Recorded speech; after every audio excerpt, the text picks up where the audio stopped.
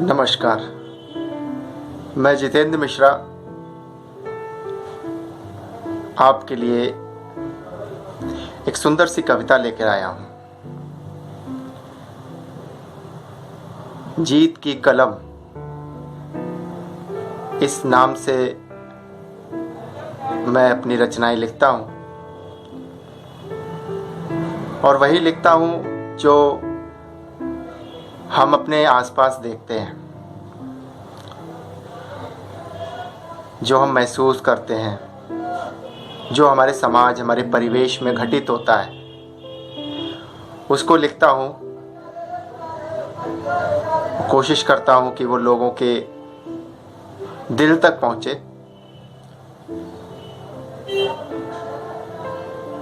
आज मैं आपके लिए एक बहुत ही संवेदनशील विषय के ऊपर एक कविता प्रस्तुत करने जा रहा हूं।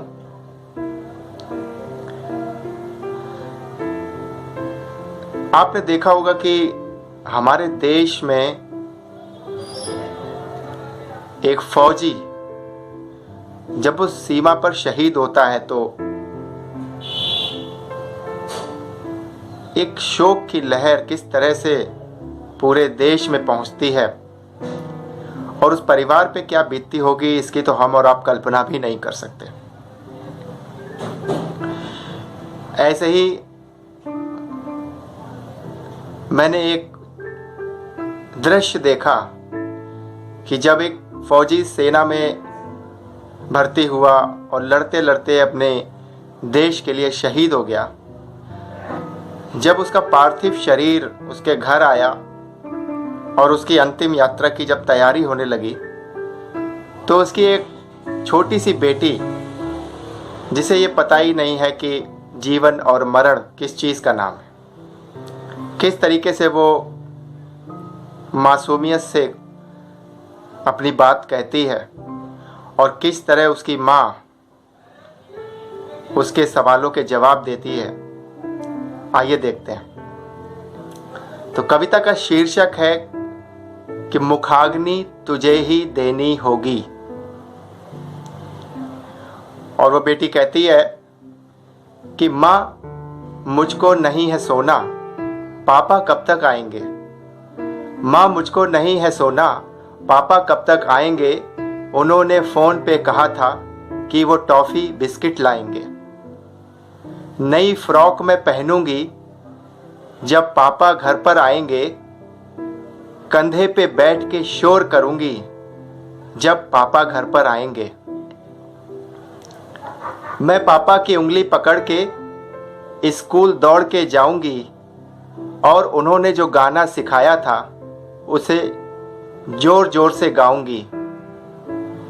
मेरे पापा बड़े बहादुर देश की सेवा करते हैं, वो तो सच्चे फौजी हैं, देश प्रेम पे मरते हैं। बेटी की ये बातें सुनकर माँ का कलेजा फट गया। कैसे बताऊं इसको, उसका पिता देश की बलि चढ़ गया। कैसे बताऊं उसको, उसका पिता देश की बलि चढ़ गया। दुश्मन की एक गोली आकर उनके सीने में धंस गई। चूड़ियां सुहाग की टूट गई, बेटी बिन बाप की हो गई। चूड़ियां सुहाग की टूट गई, बेटी बिन बाप की हो गई। उनके जिगर का टुकड़ा थी ये, बिट्टो बिट्टो कहते थे। उनके जिगर का टुकड़ा थी ये, बिट्टो बिट्टो कहते थे। जब भी मिलने आते थे आंसू अनवरत बहते थे। जब भी मिलने आते थे आंसू अनवरत बहते थे। सीने से लगाकर कहते थे कि इसकी शादी राजकुमार से होगी, कोई कसर ना बाकी रहेगी, आखिर मैं हूं देश का सच्चा फौजी। कहते थे कि इसको मैं हर क्षमता तक पढ़ाऊंगा, खून दे दूंगा सारा देश को, लेकिन इसे आगे बढ़ाऊंगा। सो गए ये आज गहरी नींद में, हमको सदा जगाने को। अब की करवा चौथ कौन आएगा, मुझे पानी गिलास पिलाने को। अब की करवा चौथ कौन आएगा, मुझे पानी गिलास पिलाने को। हाय मस्तक सूना हो गया मेरा, लेकिन देश का मस्तक न झुकने दिया। हमारी दुनिया काली हो गई, बुझ गया हर उम्मीद का दिया। तिरंगे में लिपटे ये चंदन चिता पे लेटे हैं, हर आंख रो रही बिना रुके, ये भारत माँ के बेटे हैं। अब देखिए वो बेटी क्या कहती है जब उसका पिता चंदन चिता पे लेटा हुआ है। तो उसकी बेटी कहती है, लकड़ी चुभ जाएगी पीठ में, पापा से कहो घर चलें। कैसे समझाऊं इस गुड़िया को, जब उसकी बेटी अपने पिता को चंदन चिता पर लेटा देखती है तो कहती है कि मेरी बेटी निहार रही, ये पापा यहां क्यों सो रहे। लकड़ी चुभ जाएगी पीठ में, पापा से कहो घर चलें।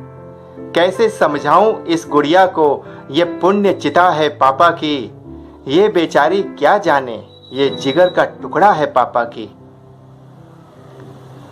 कैसे समझाऊं ये अंतिम क्षण है, कैसे समझाऊं ये अंतिम क्षण है, आज मांग सुनी होगी, अपने पिता की पुण्य चिता को मुखाग्नि तुझे ही देनी होगी। अपने पिता की पुण्य चिता को मुखाग्नि तुझे ही देनी होगी। दोस्तों, भगवान न करे कि किसी भी कवि को, किसी भी लिखने वाले को ऐसी कविता अपने जीवन में कभी लिखनी पड़े, क्योंकि जब लिखते हुए इतना कष्ट हो रहा है तो जिस पे बीतती होगी उस पे क्या बीतती होगी ये हम और आप कल्पना नहीं कर सकते। फिर आऊँगा जीवन की किसी और सच्चाई को लेके। अपना ख्याल रखिएगा। मैं जीत की कलम जितेंद्र मिश्रा आपसे विदा लेता हूँ। धन्यवाद। जय हिंद, जय भारत।